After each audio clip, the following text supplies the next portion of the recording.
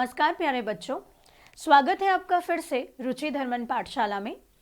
पिछले video lecture में हमने मध्य प्रदेश लोक सेवा आयोग के प्रश्न पत्र क्रमांक 5 का अध्ययन किया। ये भी समझा कि यहाँ पर कैसे कौन से पोर्शन ऐसे हैं जहाँ पर हम फुल में से फुल नंबर ले सकते हैं और कहाँ पर हम नंबर नहीं ले सकते। और मैंने पिछले वीडियो में ये भी कहा था, इस बात को समझने के लिए हम लास्ट ईयर के क्वेश्चन पेपर का डिस्कशन करेंगे। तो देखते हैं लास्ट ईयर का क्वेश्चन पेपर क्या कहता है।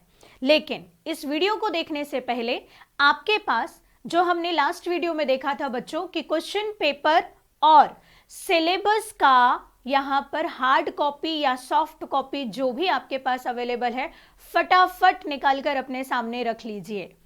और आपको करना क्या है, वीडियो को शुरू करने से पहले मैं आपको बता देती हूं कि एक तरफ रखें अपना सिलेबस, दूसरी तरफ रखें लास्ट ईयर का क्वेश्चन पेपर। अब यहां पर जो एनालिसिस किया जाएगा कि ऐसे कौन से पोर्शन हैं या ऐसे कौन से 3-4 टॉपिक हैं, केवल आप उनको पढ़ लें तो शायद यहां लगभग 65 से 70 नंबर केवल 3 से 4 टॉपिक आपके तैयार कर देंगे। जी हां, बिल्कुल सही सुन रहे हैं बच्चों, 65 से 70 नंबर केवल हिंदी के 4 टॉपिक। देखते हैं कैसे। आपके सामने आप देख रहे होंगे स्क्रीन में मध्य प्रदेश लोक सेवा आयोग का यहाँ पर पेपर नंबर 5 ओपन है स्क्रीन पर। तो आज हम यही देखने जा रहे हैं। चलिए देखते हैं कैसे हमको 150 से ऊपर नंबर लेना है। जैसा कि आप देखते हैं हमारे मध्य प्रदेश लोक सेवा आयोग का जो पेपर है वो कुछ इस तरीके का दिखता है। और यहाँ पर क्या क्या चीजें होती हैं, बिल्कुल बेसिक जानकारी हम यहाँ पर देखेंगे बच्चों कि ये जो पोर्शन होता है यहाँ पर आपका जो भी अनुक्रमांक होता है, रोल नंबर होता है, वो आपको लिखने होता है। अब कोई हिंदी मीडियम का बच्चा हो या इंग्लिश मीडियम का बच्चा हो, ये बात ध्यान रखें, हिंदी मीडियम के बच्चे के लिए तो कोई बड़ा टास्क नहीं है, हिंदी का पेपर हिंदी में ही। इंग्लिश मीडियम के लिए भी आपको लग रहा होगा कि ये जानकारी मैम दे क्यों रही है कि हिंदी का पेपर है तो हिंदी में ही करेंगे ना। उसके पीछे रीजन है, केवल पेज नंबर 1 जो देख रहे हैं बच्चों आप, यही बाइलिंगुअल होता है। इसके अलावा हिंदी मीडियम का बच्चा हो या इंग्लिश मीडियम का बच्चा हो, दोनों को ही ये जो प्रश्न पत्र होता है वो हिंदी में, शुद्ध हिंदी में पढ़ना और समझना होता है और अटेम्प्ट करना होता है। कई बार इंग्लिश मीडियम के बच्चों के सामने कंसर्न आता है कि शब्द समझ में नहीं आ रहे हैं, तो आगे की वीडियो में और जब हम पूरा फुल अपना सिलेबस पढ़ेंगे तो उस दौरान आपको मैं उन शब्दों के अर्थ बताते चले जाऊंगी। इंग्लिश में भी मैं इनके अर्थ बताऊंगी और हिंदी में भी, सो दैट आपको पढ़ने में बहुत आसानी हो जाए। ठीक है, अब यहाँ पर रोल नंबर लिखा, अंक जैसा कि हमने कल के सिलेबस में डिस्कशन में या कल के वीडियो में देखा था कि 3 घंटे के लिए अंक निर्धारित किए गए हैं, कितने? 200। जल्दी से बताइए क्वेश्चन नंबर 1 या सिलेबस का पहला बिंदु क्या कहता है कि लघु उत्तरीय प्रश्न हम पूछेंगे।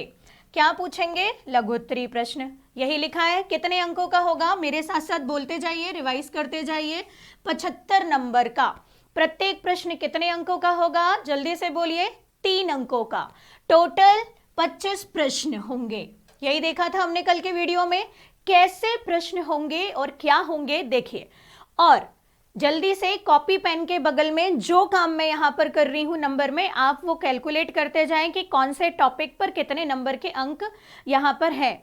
ठीक है, और लास्ट में हम उनको कैलकुलेट करेंगे। और अभी जो मैंने वीडियो के शुरू में बोला था कि 65 नहीं, 65 से 70 नंबर के अराउंड केवल 4 टॉपिक हैं, देखेंगे वो कौन से। देखिए, पहला प्रश्न बोला हमने, प्रशासनिक या पारिभाषिक शब्दावली का तात्पर्य क्या है। क्या जहां प्रारंभिक व्याकरण और शब्दावली दी थी वहां पर यह पोर्शन लिखा हुआ था, सिलेबस से आया 3 नंबर का। उपमा अलंकार, देखिए मैं आपको यहां पर पोर्शन बना दे रही हूं, संधि, समास, विराम चिन्ह और अलंकार। देखिएगा, अभी तक जिसने अगेन सिलेबस यहां पर नहीं रखा है अपने सामने और लास्ट ईयर का क्वेश्चन पेपर नहीं रखा है, रख लें और जल्दी से मुझे कैलकुलेट बताएं कि संधि, समास और विराम चिन्ह के जो अंक हैं कितने हैं? 20। अलंकार सेपरेट पूछा जाएगा, शब्द अलंकार, अर्थ अलंकार 3-3। ठीक है, कितने अंकों के? 5 नंबर का शब्द अलंकार, 5 नंबर का अर्थ अलंकार, 10 नंबर। तो टोटल जो अलग से प्रश्न आएगा वो 30 अंकों का आएगा ही आएगा। इसके अलावा कहां कहां पर ऐसा पोर्शन है जहां पर संधि समास और विराम चिन्ह के प्रश्न आए हैं, आपको ये कैलकुलेट करना है। ठीक है, चलिए क्वेश्चन नंबर 1 से देखेंगे तो 30 तो ये है ही, दिख रहे हैं। दूसरा ही प्रश्न दिखता है, उपमा अलंकार किसे कहते हैं, कितने अंकों का, 3। और ये भी देखते चले जाएंगे साथ साथ में कि क्वेश्चन नंबर 1 में क्या सिलेबस से ही प्रश्न आए हैं कि सिलेबस के बाहर है, क्योंकि विगत वर्षों में जो सिलेबस में दिया गया है उससे बाहर के भी प्रश्न थे और पॉसिबिलिटी आने वाले सालों में भी ये बनी हुई है कि इनसे संबंधित अन्य टॉपिक में पूछा जा सकता है। चूंकि अभी पहला ही पेपर हुआ है इसलिए वो सिलेबस को कवर कर रहा है, लेकिन भाषा से संबंधित प्रश्न हो गए या वाक्य से संबंधित प्रश्न हो गए, आगे आने वाले एग्जाम में ये पूछे जा सकते हैं। ठीक है, तो वो हम पढ़ेंगे। नेक्स्ट बोलता है, आचार्य दंडी के अनुसार अलंकार की परिभाषा को परिभाषित कीजिए। सिलेबस से आया, अलंकार से आया, 3। नेक्स्ट आता है, शब्द अलंकार का तात्पर्य क्या है, 3 अंक। अगेन क्योंकि अलंकार से, इन्हीं टॉपिक की बात कर रही हूं मैं, अलंकार से। नेक्स्ट आता है, तत्सम शब्द तद्भव शब्द किसे कहते हैं, बहुव्रीहि समास किसे कहते हैं। क्वेश्चन नंबर 1 में समास का प्रश्न, अगेन ऐड करें कितना, 3। स्वर संधि की परिभाषा स्पष्ट कीजिए, अगेन कितना, 3। तत्सम शब्द स्किप कर दो, अभी है सिलेबस का लेकिन वो 4 टॉपिक में से नहीं है। पर्यायवाची शब्द है सिलेबस का, 4 टॉपिक में से नहीं है। ठीक है, अभी इनको यहीं कैलकुलेट कर लेते हैं। 9, 39 प्लस 6 कितना हुआ, जल्दी बताओ कैलकुलेट करके। 45 हो चुके हैं पहले वाली स्लाइड तक में।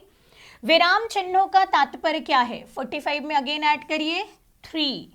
संधि का अर्थ क्या है, उसके प्रकार कौन से हैं, 3। द्वंद्व समास का अर्थ क्या है, उसके प्रकार कौन से हैं, 3। कहावत किसे कहते हैं, स्किप। तत्सम तद्भव शब्दों का अंतर देखिए, देखो बच्चों, पहले सेपरेट पूछा तत्सम या तद्भव किसे कहते हैं, अगेन उसी पे बेस्ड, एक्चुअली शब्द भी देखिए, अगर आप कुछ ही टॉपिक को कवर कर लें उसी पे बेस्ड प्रश्न, तत्सम और तद्भव जिसको पता है वो ऑब्वियस सी बात है तत्सम और तद्भव शब्दों में अंतर लिख सकता है, बहुत टफ नहीं है। व्यंजन संधि किसे कहते हैं, अगेन संधि का प्रश्न, 3। पल्लवन का अभिप्राय क्या है, संक्षेपण का तात्पर्य क्या है, सिलेबस से ही आया। समास किसे कहते हैं, 3। पल्लवन लेखन की सामान्य विशेषताओं को बताइए, क्वेश्चन नंबर 1 में 3 मार्कर। कर्मधारय समास किसे कहते हैं, 3। रूपक अलंकार का तात्पर्य क्या है, अलंकार, 3। विलोम शब्द किसे कहते हैं, उदाहरण समझाइए। तो यहां पर विलोम शब्द को हम कैलकुलेट नहीं कर रहे हैं, अगेन कैलकुलेट करें कितना, 66 यहां हो चुके। अगली स्लाइड में देखिए 66 से कंटिन्यू करिए, कितने आते हैं, सॉरी देखिए अगला बोलता है, मुहावरों का तात्पर्य क्या है, मुहावरे तथा लोकोक्तियों का अंतर स्पष्ट कीजिए। मुख्य 8 विराम चिन्हों का उल्लेख करिए। क्या बोला, फिर कैसे आया प्रश्न, विराम चिन्ह से, अगेन 3 ऐड करिए, कितना हुआ, 69। मतलब 1 नंबर बस मैं एक्स्ट्रा बढ़ा के बोल दूं, लगभग 70 नंबर केवल 4 टॉपिक से, केवल 4 टॉपिक। मतलब आगे वाले देखिए, ये देखिए आप नेक्स्ट जो प्रश्न देख रहे होंगे वो अलंकारों से संबंधित है। कितने अंकों का है, तो मैंने आपको बता दिया था ये 10 अंकों का आने वाला है। ठीक है, 5 नंबर का शब्द अलंकार, इसके नेक्स्ट स्लाइड में आप देखेंगे 5 नंबर का अर्थ अलंकार, तो वो मैंने पहले ही कैलकुलेट कर लिए थे कि अलंकार के सेपरेट क्वेश्चन और विराम चिन्ह संधि समास के सेपरेट क्वेश्चन, उनके नंबर को कैलकुलेट किया और केवल क्वेश्चन नंबर 1 के संधि समास और विराम चिन्ह और अलंकार के प्रश्नों को ऐड किया। केवल 4 टॉपिक, 200 में से लगभग 70 नंबर। तो जो आपने देखा यहां पर कि 150 नंबर कैसे लें, तो सबसे पहले मैं आपको प्रैक्टिस करवाऊंगी इन 4 टॉपिक की, या ऐसे और भी टॉपिक, क्योंकि अब तो ये लास्ट ईयर का क्वेश्चन पेपर है, क्या यही टॉपिक बस बार बार रिपीट होंगे, तो ऐसे कौन से महत्वपूर्ण टॉपिक हैं जिन अकेलों को आपको तैयार करने से बहुत बड़ी लीड मिल जाएगी यहाँ पर 150 नंबर के जो सबसे पहले आपको नजदीक पहुंचाएंगे। तो ये तो एनालिसिस है। अभी ये एनालिसिस हमने और भी पेपर के लिए करके रखे हुए हैं, व्यापम के पेपर हो या जो भी पेपर हो, कि कौन से पोर्शन को हम पहले कवर करें। ठीक है, तो आप देख रहे होंगे बहुत बड़ा आंकड़ा, केवल 200 में से लगभग 70 नंबर 4 टॉपिक। तो यही बात तो मैंने आपको बोला कि पहले मैं इन 4 टॉपिक को आपको कवर करवाऊंगी। बाकी ऐसे और भी 4 टॉपिक हो सकते हैं जिन पे आप पूरे में से पूरे नंबर भी ले सकते हैं और वो महत्वपूर्ण है एग्जाम की दृष्टि से। उसके बाद हम उन टॉपिक्स को देखेंगे और साथ ही साथ जो हम क्लास प्रोग्राम या कक्षा प्रोग्राम जो कल के वीडियो में आपको बताया जाएगा या नेक्स्ट वीडियो में आपको बताया जाएगा कि हम अपनी रूपरेखा कैसे रखेंगे। क्योंकि जो सिलेबस दे रहा है हम उस सिलेबस के अकॉर्डिंगली तो पढ़ेंगे, लेकिन कक्षा का पाठ्यक्रम की रूपरेखा यहां पर और उनका सीक्वेंस अलग होगा। वो सीक्वेंस कैसे होगा? तो समझ प्लस इंपॉर्टेंट टॉपिक का यहां पर क्या होगा? क्रमबद्ध अध्ययन होगा। ठीक है, जो सबसे महत्वपूर्ण टॉपिक है वो पहले, और जिन टॉपिक से आगे आने वाले टॉपिक्स की समझ बनती है उनको हम रिकॉर्ड करेंगे पहले, और वो आपको पहले वीडियो के रूप में दिखेंगे। ठीक है, अब देखिए क्या दूसरा पेपर काय का है? अलंकार का। अब ये प्रश्न कैसे आएंगे? तो क्वेश्चन नंबर 1 को आपने 3 मार्कर में अटेम्प्ट किया, लिखने का तरीका क्या होगा इस पे मैं सेपरेट वीडियो बनाकर डालने वाली हूं, जिसको मैंने आपको पहले वीडियो में बताया था कि आंसर राइटिंग क्लासेस आपके लिए यहां पर दी जाएंगी, जिनमें जो भी क्वेश्चन पेपर है सबसे पहले हम स्टार्ट यही करेंगे कि लास्ट ईयर के क्वेश्चन पेपर को सॉल्व कैसे करना है वो, और लाइव क्लास के माध्यम से ये देखेंगे कि आपको कैसे 3 मार्कर लिखना है, कैसे अलंकार के क्वेश्चन मतलब 2 मार्कर लिखना है, कैसे 1 मार्कर लिखना है, कैसे पल्लवन संक्षेपण के 10 मार्कर करना है। ठीक है, तो वो सारी चीजें आपको नेक्स्ट आने वाले वीडियो में मिलते जाएंगे और हमारे क्लास प्रोग्राम में मिलते जाएगी। क्वेश्चन नंबर 2 क्या कहता है? शब्द अलंकार से संबंधित प्रश्न नीचे हम पूछ रहे हैं। कितने अंकों का बच्चों? तो कल भी देखा था हमने सिलेबस में 5 अंकों का। पहला बोलता है वर्णों अथवा व्यंजनों की समानता या पुनरावृत्ति जहां होती है वहां कौन सा अलंकार होता है। कैसे लिखेंगे? एक शब्द में लिख दें, जैसे तरनी तनुजा तत तमाल तरुवर बहु छाए, वर्णों की आवृत्ति हो रही है तो यहां पर कोई सा अलंकार है, कौन सा अलंकार होगा? नेक्स्ट वीडियो में पूरा पेपर सॉल्व मिलेगा तो आपको वहां पर आंसर के बारे में ही बात होगी। अभी केवल पेपर कैसा आया था ये देख रहे हैं, सिलेबस से आया। लाटानुप्रास किस प्रदेश से संबंधित माना जाता है? ठीक है, मतलब ऐसा कौन सा प्रदेश है जहां पर लाटानुप्रास का प्रयोग किया जाता है या संबंधित है लाटानुप्रास। ठीक है, अगेन सिलेबस से, तो पर वारो उबरसी सुनु राधिके सुजान, तू मोहन के उबरसी है उबरसी समान में कौन सा अलंकार है?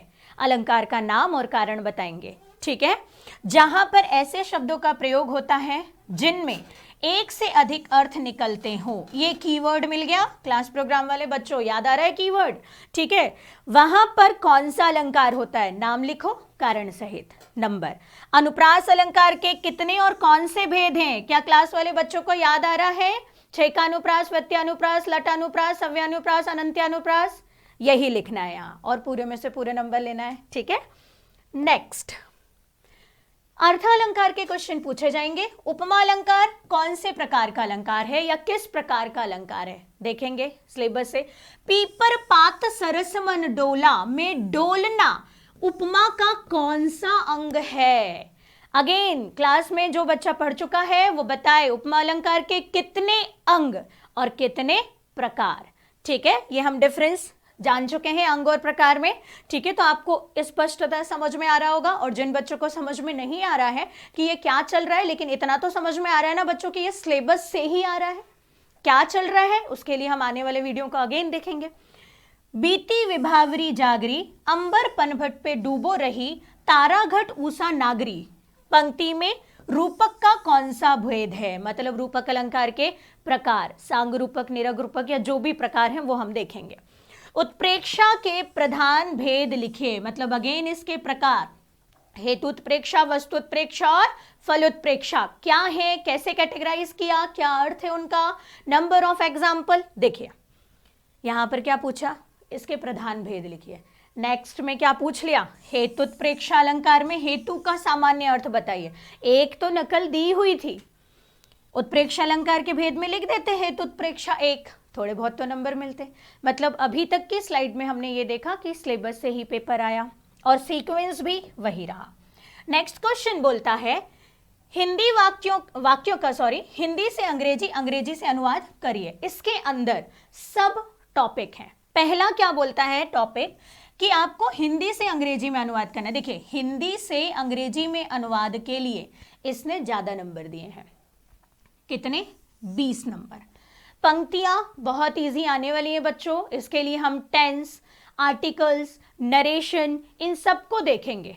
इंग्लिश का जो बेसिक व्याकरण संबंधित ज्ञान होता है वो आपको यहाँ पर पढ़ाया जाएगा और फिर आपको हिंदी से अंग्रेजी, अंग्रेजी से हिंदी ट्रांसलेट करवाया जाएगा। ठीक है, अब टेंसेस वगैरह सब आपको यहाँ पर पढ़ाया जाएगा और उसकी हेल्प से आप बिल्कुल इजीली इनको कन्वर्ट कर पाएंगे। देखिए बहुत इजी है। वहां एक ऐसी महिला रहती है जिसकी उम्र का तुम अंदाजा नहीं लगा सकते, इसको आपको अंग्रेजी में कन्वर्ट करना है। अपनी पत्नी के जन्मदिन पर मैंने उसे एक फर कोट भेंट किया जिसे पाकर वह फूली ना समाई। Easy again.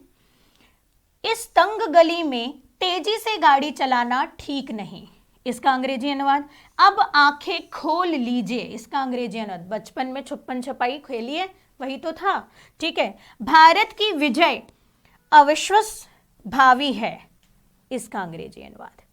ठीक है, तो नेक्स्ट स्लाइड में देखा बिल्कुल इजी से यहाँ पर इसने सेंटेंस दिया और उसको आपको कन्वर्ट करना था इंग्लिश में। अब वाइस वर्सा, यहाँ पर 3.2 मतलब क्वेश्चन नंबर 3, अंग्रेजी के जो अनुवाद मतलब अंग्रेजी के जो सेंटेंस है उनको अनुवादित करना है आपको हिंदी में। इसके लिए 15 नंबर। टोटल अनुवाद कितने का? 35। अच्छा एक चीज देखिए, 4 टॉपिक कौन कौन से बोलो जल्दी। संधि, समास, विराम चिन्ह और अलंकार। कितने नंबर का था? 69।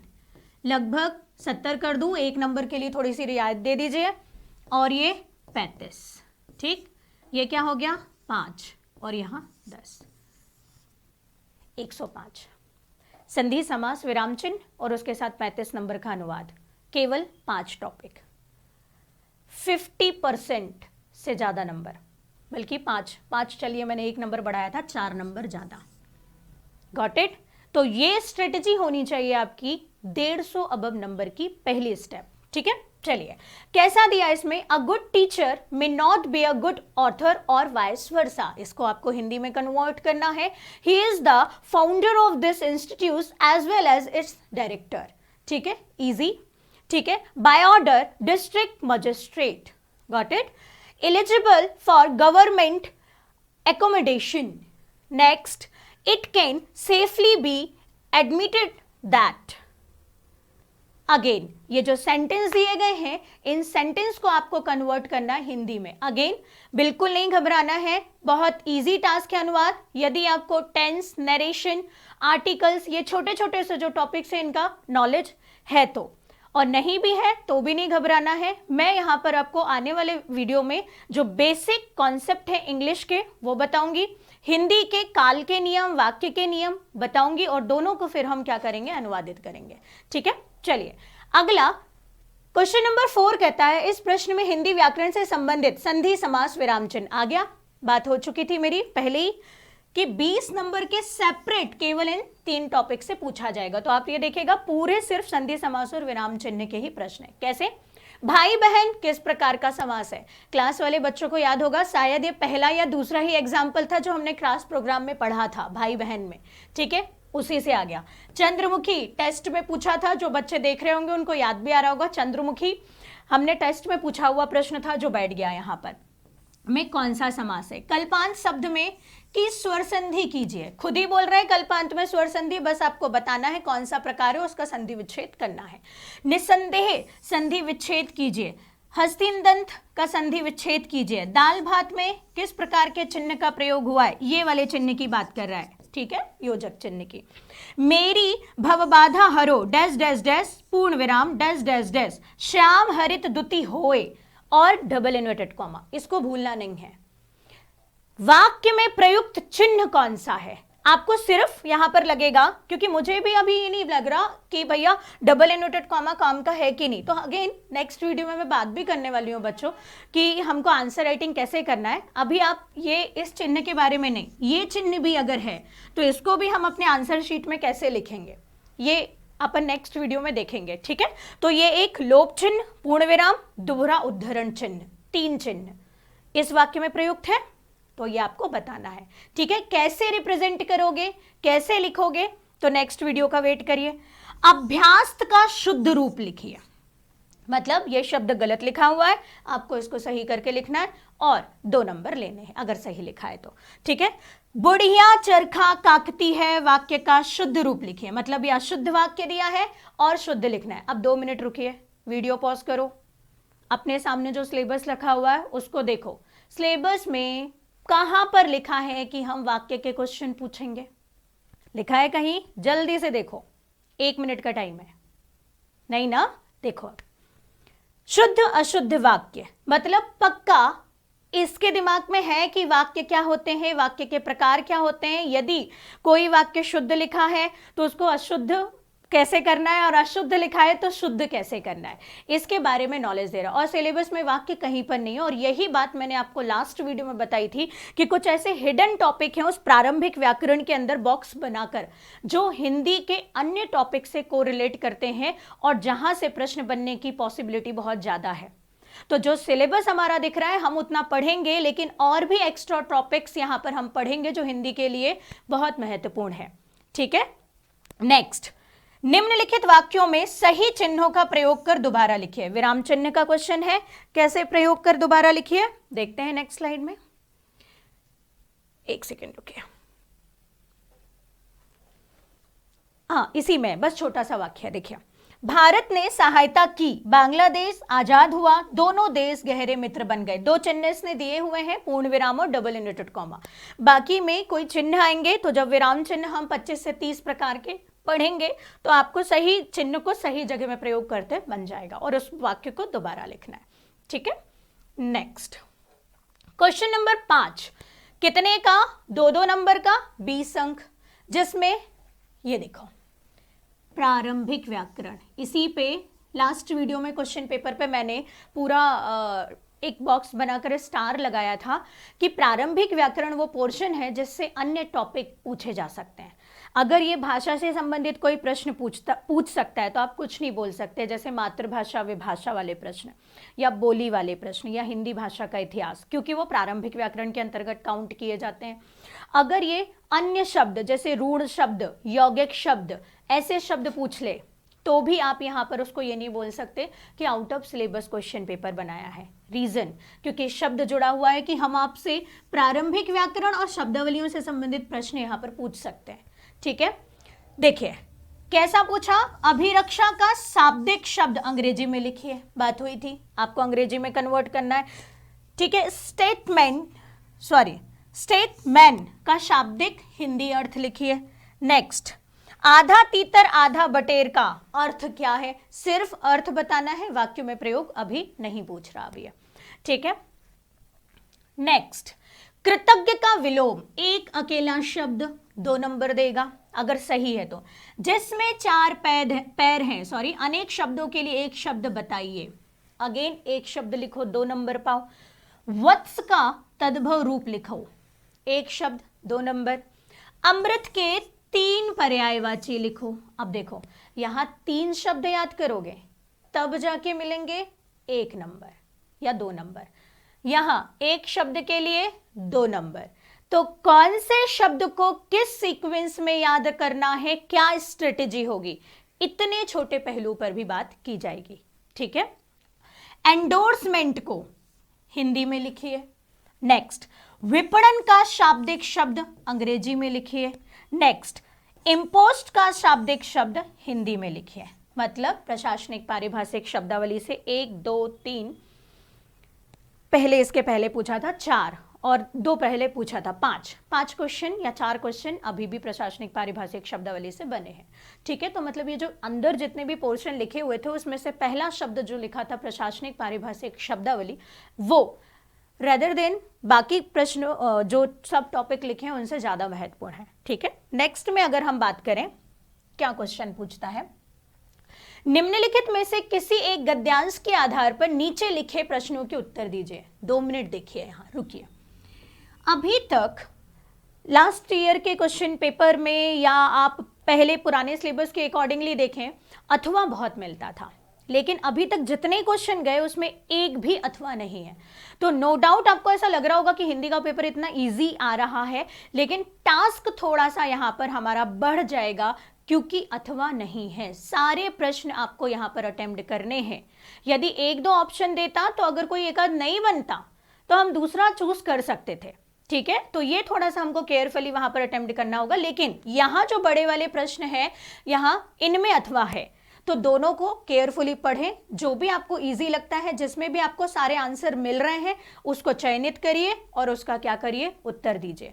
क्या बोल रहा है देखिए, उसका शीर्षक स्पष्ट कीजिए क्रमांक का उल्लेख करते हुए। अब देखिए, साहित्य में मनुष्य के जीवन का प्रवाह प्रतिलक्षित होता है। ये पूरा आपको पढ़ना है, यहां पर पूरे पूरे प्रश्नों को पढ़ना है और इसके आंसर देना है, मतलब अपठित गद्यांश। सारे प्रश्न का उत्तर जो देना है आपको इसी गद्यांश में से देखना है। जैसे पहला प्रश्न बोला, लेखक के अनुसार साहित्य वास्तव में क्या है। दूसरा बोलता है, साहित्य में निहित स्थितियों की व्याख्या मूल्यांकन किन किन कारणों से संकीर्ण बना देती है। तो ये बात भी यहाँ पर लिखी हुई है, ठीक है। सॉल्व कैसे करना है तो आपको थोड़ा सा वेट करना पड़ेगा। पूरे क्वेश्चन का सॉल्यूशन मैं आगे नेक्स्ट वीडियो में डालूंगी बच्चों, ठीक है। साहित्य किन अर्थों में प्रभावी और व्यापक होता है, आंसर लिखना है। वस्तुतः साहित्य का निर्माण किसके भीतर होता है। उपयुक्त गद्यांश में साहित्य के प्रति किस प्रकार के दृष्टिकोण और प्रधानता दिखाई देती है। ये बन जाता है, अच्छी बात है, इसको अटेम्प्ट करिए। नहीं बनता है तो नेक्स्ट अथवा में एक और क्वेश्चन अपठित गद्यांश का दिया गया है, इसको पढ़िए। अगर इसके पढ़ने के बाद में पूरे क्वेश्चन के आंसर बनते हैं तो ये अटेम्प्ट करिए, मतलब इस प्रश्न में अथवा है। नेक्स्ट अगर मैं बात करूं तो आता है काय का यहां पर पल्लवन का प्रश्न। कितने अंकों का, 10। देखिए क्वेश्चन नंबर कौन सा, 7, ठीक है। सेकेंड लास्ट क्वेश्चन, 2 पंक्तियां दी हैं। अगेन क्लास वाले बच्चे याद करें, होमवर्क दिया था, नर और नारी जन्मते हैं और मनते हैं किंतु राष्ट्र सदैव अमर रहता है। क्लास प्रोग्राम के क्वेश्चन में से आपका पल्लवन फंस गया। यही अटेम्प्ट करा होगा पढ़े वाले बच्चों ने, और जिनने दोनों पढ़े होंगे तो दोनों में से कोई भी एक जो आपको अच्छे से बन रहा है उसको अटेम्प्ट करना है। जो मैंने नियम बताए थे पल्लवन करने के, उनको ध्यान में रखते हुए।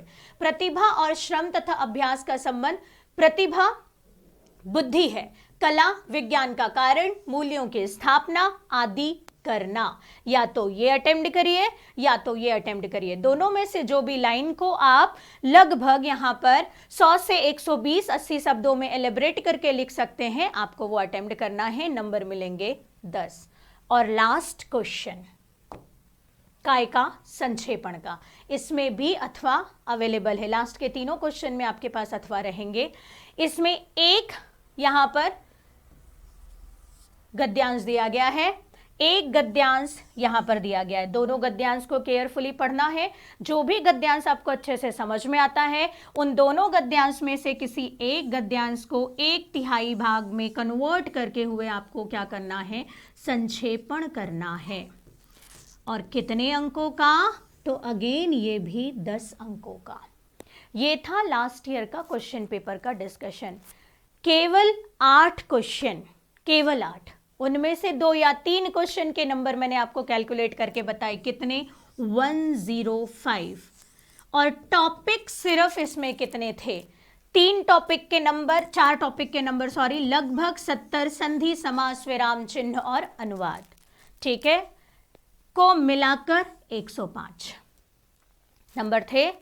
तो आपके पढ़ने का क्रम क्या होगा, ठीक है, ये निर्धारित करता है कि आपका सिलेक्शन होगा या नहीं होगा, ठीक है बच्चों। यहां पर मेहनत तो बहुत सारे बच्चे करते हैं, लेकिन दिशा और निर्देशन सही ना मिलने के कारण थोड़ा सा समय लग जाता है। तो मैंने ये पहल करी है कि मैं सही दिशा में आप लोगों को तैयारी करा पाऊं, तो इसमें आपका सहयोग मेरे द्वारा अगेन अपेक्षित है। तो बने रहिए यहाँ पर। नेक्स्ट वीडियो में हम इसी पेपर का डिस्कशन, व्यापम के एग्जाम का सिलेबस देखेंगे। साथ ही साथ जिन भी एग्जाम में हिंदी पूछी जाती है उन एग्जाम की स्ट्रेटेजी, जैसे कि एमपीपीएससी के एग्जाम के स्ट्रेटेजी को देखी वैसे ही देखेंगे। और अभी आने वाले दिनों में व्यापम के बहुत सारे एग्जाम आने वाले हैं, जिनमें 70 नंबर, 100 नंबर, 25 नंबर, 30 नंबर की हिंदी है। सबका एक वीडियो बनाया जाएगा जिसकी स्ट्रेटेजी बनाई जाएगी, और सारे सब्जेक्ट्स के लिए यहाँ पर आपको, या सारे एग्जाम के लिए हिंदी यहाँ पर अवेलेबल कराई जाएगी। तो बने रहिए यहाँ पर। रुचि धर्मन पाठशाला के साथ में और हिंदी विषय को लेकर समझ विकसित करिए। धन्यवाद।